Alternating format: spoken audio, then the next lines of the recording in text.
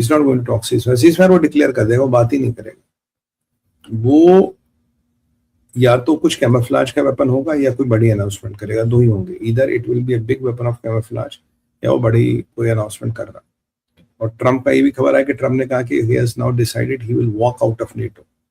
But again, take it with a pinch of salt. जब तक पूरा ये युद्ध खत्म ना हो जाए उसके बाद हम रियली बताएंगे कितना हकीकत, कितना फसाना, क्या वो नेटो से निकल रहे हैं, क्या वो ऐसे ही मतलब जस्ट जिसे हम कहते हैं ना हवाई fire, that can be quite a possibility, just a हवाई fire to deflect the enemies defences and interests. बाकी लेबनान में इजराइलियों की लड़ाई पूरे जोरों खरोश से जारी है। 2 स्टील प्लांट और ध्वस्त कर दिए गए हैं ईरान की। अब 80 से 90% स्टील प्रोडक्शन की कैपेसिटी ईरान की गई। तो अगर जो रिबिल्डिंग भी करनी है, कंस्ट्रक्शन भी करने हैं, बंकर भी बनाना, हर एक के लिए स्टील चाहिए, कहाँ से लाएंगे? आपकी नेवी गई, आपका एयरफोर्स गया, आपके डिफेंसेस गए, कम्युनिकेशन गया। और अब ये देखना है वो जो 30 टैंकरों की बात हो रही, क्या वो वाकई अमेरिका जा रहे हैं, नहीं जा रहे हैं, ट्रम्प का तेल पहुंच रहा नहीं पहुंच रहा।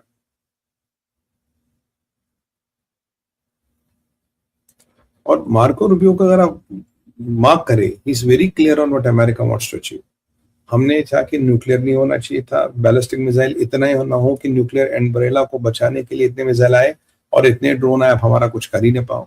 और उन कारखानों को, उन सब सिस्टम्स को हमने ध्वस्त कर दिया है। और देखिए, बिना रिजीम चेंज के, बिना रिजीम को चेंज करे कोई बहुत बड़ा अचीवमेंट अमेरिका नहीं कर पाएगा, ये बिल्कुल पक्की बात है। और जो मेजर अपडेट्स है हमारे पास वो है, हाँ अमेरिका में तो मैंने बताया कतर का tanker aqua 1 has been hit. Oil का प्राइस 98 पर बैरल है। हिजबुल्लाह का एक और कमांडर मारा गया। अर्जेंटीना ने IRGC को एक टेररिस्ट ऑर्गेनाइजेशन घोषित किया। मजा तो आता है कि भारत भी घोषित करता है, I would have been very happy, but देखिए क्या होता है। बाकी स्टील प्लांट इनके हो गए। F-35 की बात हो गई।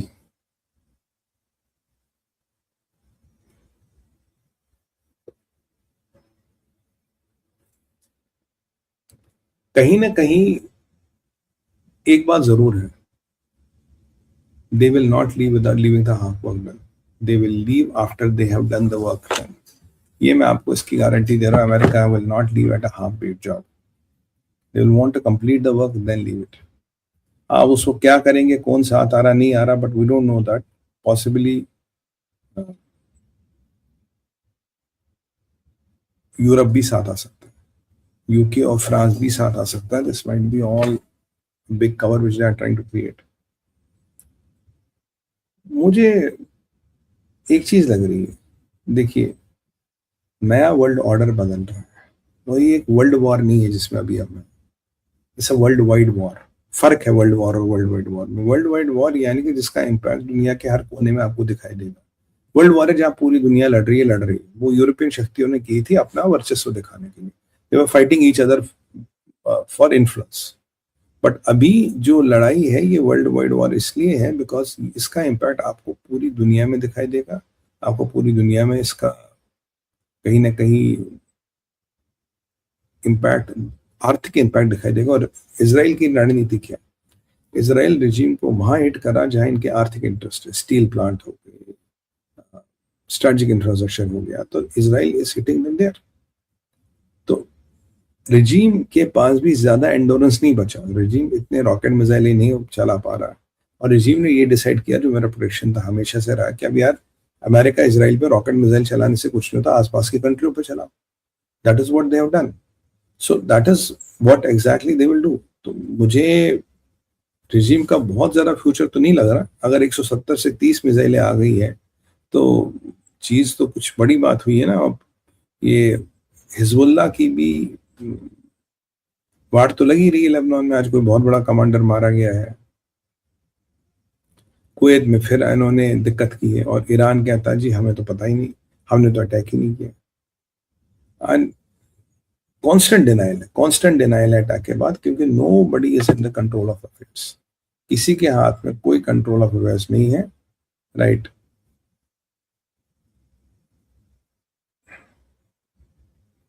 अब इमैनुअल मैक्रोन का अभी अपडेट आया कि इमैनुअल मैक्रोन कह रहे हैं कि फ्रांस और पेरिस जो है they will not participate in the war. हमें कभी कंसल्ट नहीं किया था, हम इसलिए हमारी लड़ाई नहीं, हम नहीं लड़ेंगे।